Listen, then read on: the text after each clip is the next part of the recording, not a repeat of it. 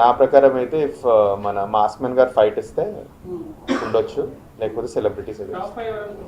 Top five అయితే mask man, బర్నీ గారు, Emmanuel, Sanjana, last ఇంకా వైల్డ్ కార్డ్. ఎప్పుడు లాస్ట్ వైల్డ్ కార్డే ఉంటుంది. ఎవరికన్నా ఏమంటారు, ఒక ఏదైనా వచ్చి స్పెషల్ పవర్ వచ్చి టాప్ 5కి వెళ్ళినా వెళ్ళొచ్చు. బట్ వీళ్ళైతే చాలా ఎక్స్ట్రాడినరీ గేమ్ ఉంది వీళ్ళది. సో అది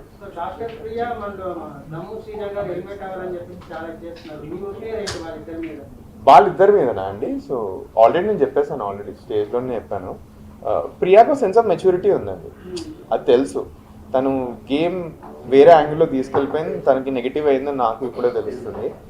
శ్రీజ గారు చెప్పాను, తన పాజిటివ్ నెగిటివ్ అయిపోయింది ఇప్పుడు రైట్ నౌ. సో తను అక్కడ నుంచి ఎట్లా రికవర్ అవుతుందో తెలియదు. సో రైట్ నౌ తనైతే నాకు మోస్ట్ బాటంలోనే ఉంది. ప్రియా ఇక్కడ నుంచి గ్రాఫ్ గ్రో అవుతుందని ఎక్స్పెక్ట్ చేస్తున్నాను. బట్ అగైన్ నేను బయట చూస్తున్నాను, నెగిటివిటీ అయితే చాలా ఉంది. ఇది ఎలా ట్యాకిల్ చేస్తుందో తన మీద ఇంకా మొత్తం. రీతు చౌదరి గారి డబుల్ గేమా? హౌస్లో అయితే డబుల్ గేమ్ నేను చెప్తున్నాను కదా, ఇప్పుడే చెప్పాను. తన ఒకటే గేమ్ ఆడుతుంది, బట్ ఆ గేమ్ ఏమంటారు, ఒక్కొక్కరి దగ్గర సేమ్ గేమే డిఫరెంట్ పీపుల్ దగ్గర ఆడుతుంది. తనకి ఏ కంటెస్టెంట్ని ఎలా యూటిలైజ్ చేసుకొని ఏ కెమెరా దగ్గర ఎలా ఉండాలో తనకు తెలుసు. సో ఈ వీకా నేను ఇంకా ఏమంటారు, నాకు నేను ఎపిసోడ్